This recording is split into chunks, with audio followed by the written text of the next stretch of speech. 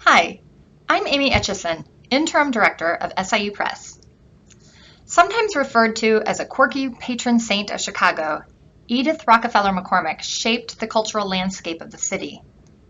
She and her husband Harold McCormick, son of Reaper King Cyrus McCormick, spent lavishly, but were also generous with their wealth.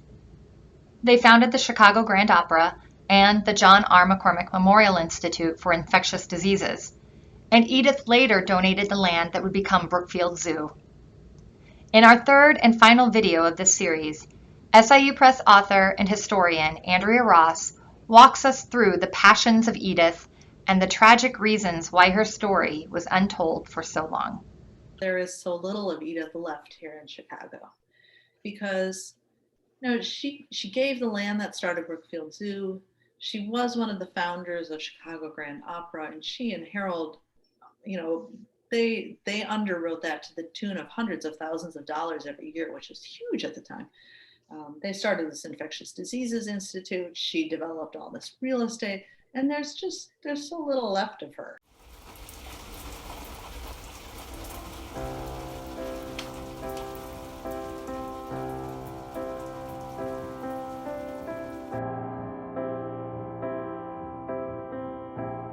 Having people now come up to me, just in my inner circle here, saying, I'm reading your book, and to talk about Edith and to know what she did. And everybody kind of picks up on a different part of her life. There are so many, fascinating stories there. Well, there are so many enduring legacies that she left. Right. So you've mentioned a few of them. You talked about the Brookfield Zoo and Chicago Opera. Right. What are some of the others? Well, one of the big ones, and this is one of those things that nobody knows, right? And interesting at this particular point in time too, as we focus on infectious diseases. But after baby Jack died, well, toddler Jack, he was 4, but after Jack died, she and Harold started an infectious diseases institute here in Chicago. Also endowed the Journal of Infectious Diseases, which still exists. But their institute here provided free health care for the poor who were dealing with infectious diseases such as scarlet fever, diphtheria, things like that. But they also undertook research, and researchers at their institution were able to isolate the bacterium that causes scarlet fever, and then they developed a skin test to test for it, which really changed the course of that disease. Does anybody know that? No, really not. But little Jack's life ended up having tremendous purpose, right? So things like that, I would like. I feel that Edith is a bit of a patron saint here for Chicago, yet nobody knows about her. So that was my mission in writing this. And I have to say, I started out with a less than noble mission, and that I had written the history book for Brookfield Zoo, and it starts with Edith because she gave the land for it, and I just knew she was a quirky character. And I had read that she once declared she had been King Tut's child bride in a previous incarnation, and I read that she spent tremendous amounts of money to have her horoscope read. And I thought, well, here's a great juicy character I can write about. But somewhere along the line that changed, and I realized that she had kind of been gypped of her position in Chicago history, and it became about that for me. About kind of rescuing another woman from this scrap heap of history. Edith's life was quite short. She wasn't quite 60 when she died. And it seems like she did do a lot for Chicago and for society in general, but she might have done more. Do you ever speculate on what other causes she might have championed later in life, or even, if she were alive today, what might she be championing? Well, so I'll answer that in 2 different ways. One is that she had plans, right? With Pren and Dado, they developed plans for a utopian community outside of Kenosha. so just over the state line here. And their plan was, it included luxury homes along the lake and a marina and, really kind of an ideal living community for the upper crust, but also, its own airport, its own radio station, and so on. And it also included a university campus, which she called a national university campus.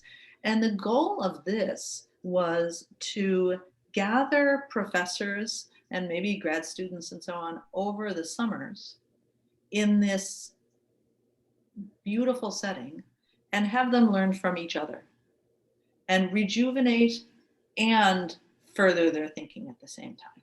It could also perhaps be a site for a future Olympic Games because the sporting facilities would have been that grand.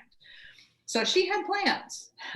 And Edith was one of those people that no matter at what age she died at, she would have had plans. Mm-hmm. She always had something on the burner for the future. So obviously the real estate crash and then the stock market crashing after that brought all that down. But that was perhaps where she would have gone. It's interesting to think about the fact that she died before her father. Mm-hmm. So her father always intended to live to 100. He didn't quite make it, but he did outlive Edith. If he hadn't, she certainly would have inherited something, which would have changed her life entirely, right? So what would she have done with that, right? Where would that have ended up? And whereas her father and brother were always primarily interested in education, founding universities like Spelman College and University of Chicago, or healthcare systems. Those were two of their main focuses. Edith was most interested in the arts. Mm-hmm. So that was her push behind the Chicago Grand Opera. She believed that culture is kind of the ultimate measure of a society, and opera was the ultimate artistic format. So she was very passionate about that. I think today, at this moment in time, she would have been pouring millions into infectious diseases, mm-hmm. right? Looking for a vaccine, looking for therapeutics. And she would have realized that the arts organizations right now need a lifeline like never before. And she would have poured a lot of her money into that and supporting all these Chicago institutions like the Art Institute. She was very involved with that, and the Chicago Symphony and the opera and theaters. She would have put a lot of weight behind that. We need a lot of Ediths right now. We do need this. The arts. Yes, right. And I hope they step up. Yeah. Yeah. It's a scary time. Mm-hmm. For those organizations. So. Definitely.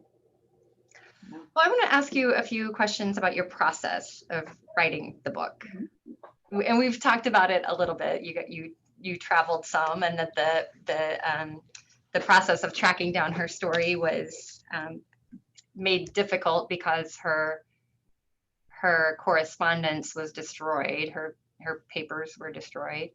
Right. So how long did it take you to put her story together? How long did you work on this book? 10 years. It took 10 years. Although when I look back on it, it feels like a lot more than that. And I think it's because it took such a hard emotional toll on me. I started out wanting to write historical fiction because, like I said, here's this quirky character. And I could write historical fiction about her, but also tell her whole true story through it. That's how I started out. I did a lot of different versions of that. And I think I was trying to do too much in one place. So there was a lot of rejection along the way. I would write a draft and then start submitting it to agents. And I always had a lot of interest in publishing.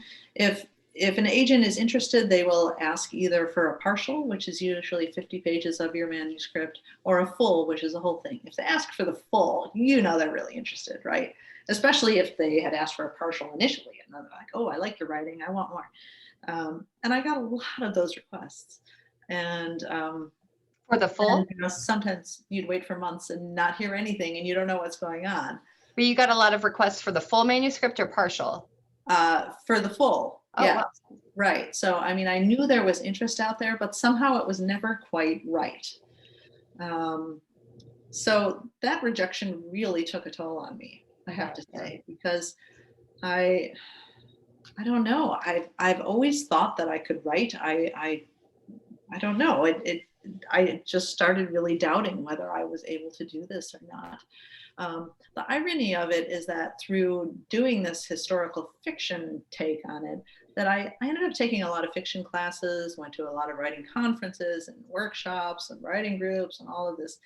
And I think that all of that fiction writing helped strengthen my nonfiction.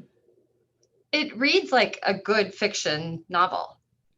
That's I mean, I tried really hard to keep the story arc strong and to use some of these narrative techniques that I had learned. So I do think that in the end, it resulted in a better book. But the rejection really took a toll on my self-esteem. And I don't feel like I've recovered from that. And maybe that's okay. Maybe it taught me a humility that I needed to learn.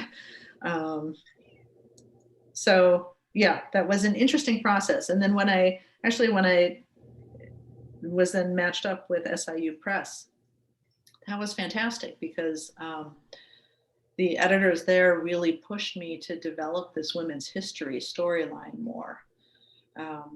And that was fantastic then, actually, to tie in more of what was going on in the nation in terms of women's history and Edith's own development in that respect. So I feel like that really strengthened the book, and I was grateful for all the people at SIU Press who pushed me to go a little further than I had.